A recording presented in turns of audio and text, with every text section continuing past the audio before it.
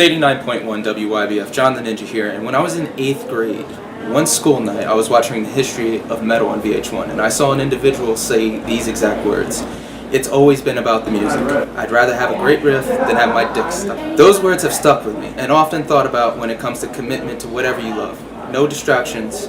The bassist I interviewed today has definitely stayed true to those words with his band that has overcome over 35 years of good times and bad times with the music industry being on the height of its reign and now on the downfall. Their latest album, For All Kings, sold over 73,000 copies in the United States alone, when CDs, let alone albums online, were barely bought.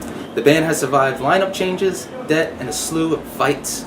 Ladies and gentlemen, it's our honor to speak with the bassist of Anthrax, Frank Bello. Sir, how are you doing? Great, nicely written. Nice monologue right there. Very cool, man. Thanks for the kind words. Welcome back to Philadelphia. Love it here. As you know, we did, what did we do, Stomp here? I think we did Stomp here, so I have a lot of good friends, and that's the problem with the guest list tonight. It's going to be very packed later on, so we're going to have a good time. It's good to see some good friends, and the crowd's going to be insane.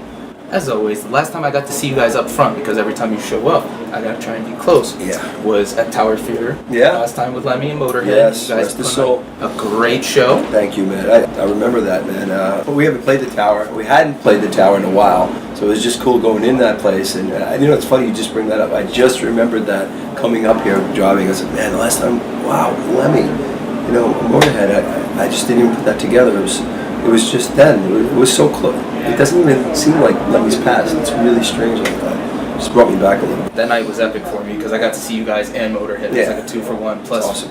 Crowbot. So you're on the Killthrax tour, which started March 29th. Yeah. Up in New Jersey, and you guys are with Killswitch Engage. Those guys are so fun. Awesome. And I know you guys like to tour with other bands, get exposure. It's kind of a trade-off. Like, hey, we'll tour with you, we'll meet your fans, and they'll.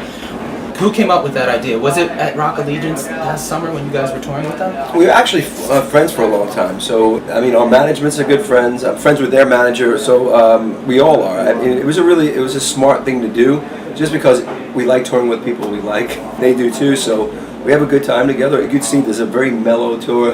People have a good time. I think this is the second week of the tour, so the really crazy stuff probably is ahead of us, which is because Vegas and all that good stuff is coming up. It's just a good bill. I mean, if you look at the package that's putting out, you have to do that now. You have to get people entertainment and value for the money. I think this is a great package. I'm a fan. I always come from the point of a fan. What would a fan want? I think this is a really great package. They're a great band. Oh, the whole package is great on this tour. Josta starts it off. Have you seen him yet? Not yet. Jamie's awesome.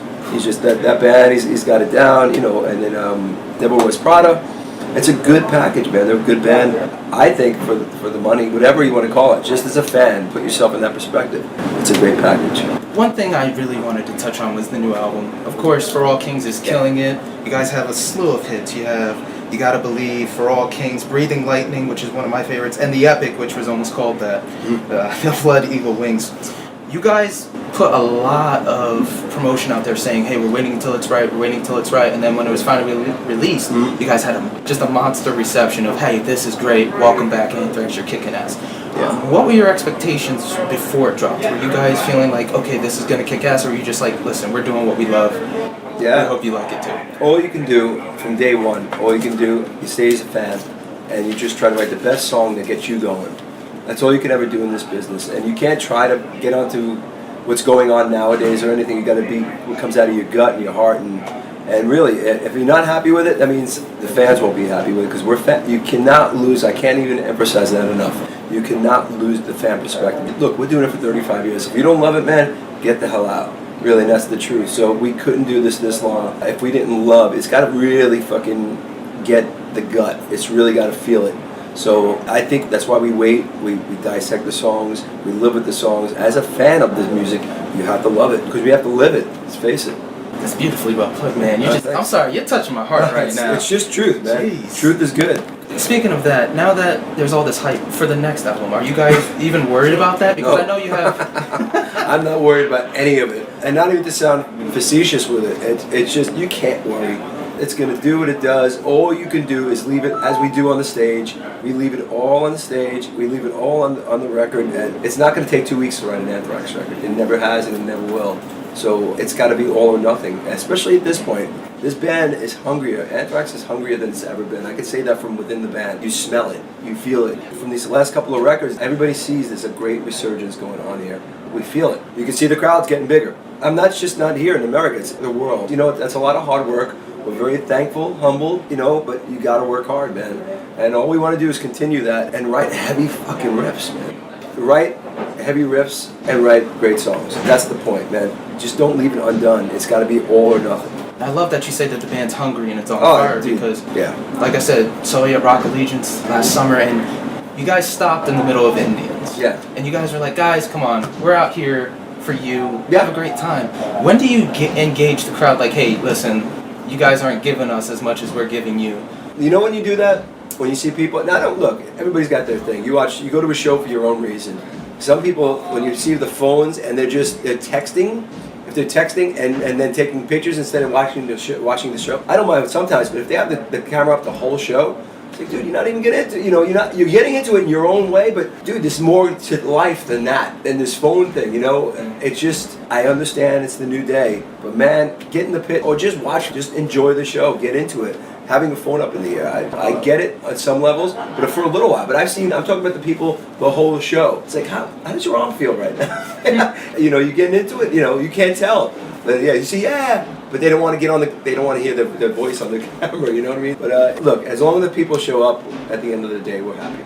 Awesome. So For All Kings, the 7-inch box set has a cover by Kansas, Wayward Son, and you guys are no strangers to covers. No. Joe Jackson's Got the Times, my favorite. Cool. I love Sabbath Bloody Sabbath that you guys did. Thanks. I was wondering, what about this cover has people going, wow, that was really good? What do you think was different that it's got people going, that you have to hear this? Here's a crazy thing that you're bringing up right now, because we just came back from a Rolling Stone thing, live Facebook thing with Rolling Stone in the city. We did an acoustic thing. And there were so many people asking for this song. And they started adding it to radio stations around the country right now. We do it for fun, you know this. This is what we do. Because the people we grew up on, the bands that we grew up on and love, it's a tribute to them. And we do our own version of it. And thank God we have a great vocalist in Joey, so we can do a lot of different things that we grew up with. And this thing, for some reason, which is awesome to hear, people are really digging it. And we couldn't be more psyched about it, because literally about 2 hours ago we were at Rolling Stone, and the girl who was doing the Rolling Stone interview, because people were asking for this song to be played. So eventually, why not? Why don't we play this song? It'd be a goof. Not a derogatory way. I mean, it'd be fun for us to relive this, our youth and stuff like that. People love that song. It's such a great song. I love when a good cover is done the right way. So I have a good time with it. Again, you're such a fan. For me, I saw a YouTube video of you and Rudy Sarzo, and you guys were just shooting the wind, talking about bassists. He's the best. And then I see other videos with you saying, yeah, I'm doing my clinics, and I've seen some of your clinics. Yeah. You're talking about, hey, I love Geddy Lee. This is what I would learn from Steve Harris. Like, my favorite one is when you were talking about, I would pretend to be in my room, and I would be playing Killer's intro. For me, I was wondering, in the future, do you have any wants to pursue maybe a podcast or just a TV show where you talk with other bassists or musicians? Because I truly love it when you guys get together and engage, like, oh, remember when we first heard this? Oh no, this is what I love. Hey, look, anything's possible the way I look at it. You know, it's funny about bass clinics. I have one in Michigan, Saturday. What's today? Wednesday? It's so bad. It is Wednesday. Yeah, I have one on Saturday in Michigan. I love doing them. It's great. They give you a little bit of money to do it, and I'm talking little. It's not crazy, right? I love passing the torch. My thing is, there's not enough players out there right now in the next generation. Oh, but look, in general, not only the next generation, I want to see people instead pick up a video game. Like, I have a 10-year-old kid. He's into video games. I'm trying to not push him, but just put it in front of him. Look, play this instrument, just to have that outlet. I think it's very important in growing up. It really helped me.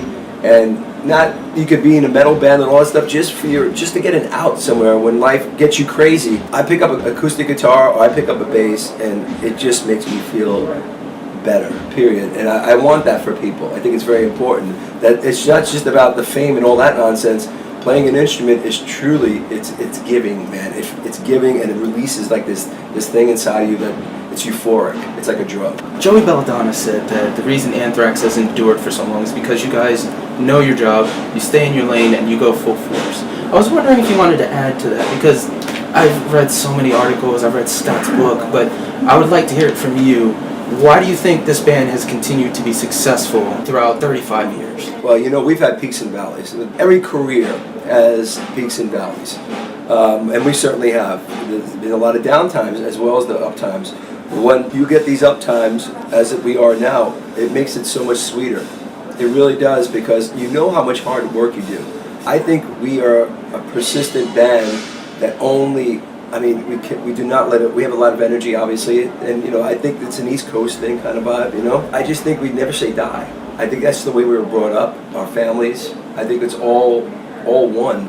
That's just to have that inner strength. It's like, all for one, let's do this. I think that is the core of Anthrax. My favorite Anthrax song is Definitely Got the Time. Cool. And I see you on stage. Sometimes you use a pick and sometimes you don't. His question was, for the original recording, did you use your fingers to play the intro? I did.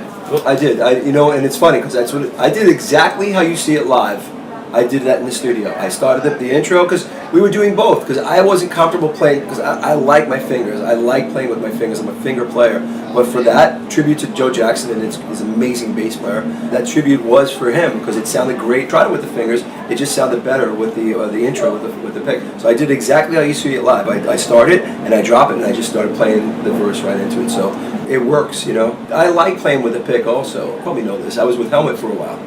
So when I played with Helmet, it was and that was a great challenge for me. I love the challenge of always playing with the pick. I thought that was awesome. So I do love playing with the pick, but for me, from where I live in bass, it's always my fingers. I feel like it's an extension of me. It's weird. Awesome. Our final question is this. Yeah. You've been through life. You have so many things going for you, but you've also overcome so many things. Yeah. What's the best piece of advice that you have for somebody that's been given to you that comes to mind right now? Every time something nails you, like really, here's what I've learned in life, and I do a lot of therapy too, so I'll save you a lot of money right now. Take 5 seconds, 5 to 10 seconds, take a deep breath, think it out before you react. And that's what I'm learning. As I keep going on, I've learned that's the best thing. Think it out before you react. I find that helps a lot. But it's another tomorrow. Remember that. Tomorrow's another day. Remember that. So, bigger battles to be won. Awesome. Thank you so much. Before you go, can we get an ID from you? Sure. Yo, what's up? This is Frank Bello from Anthrax, and you are listening to Lone Justice. This guy is the law. John the Ninja on 89.1 WYBF. Turn it up! Very professional, dude.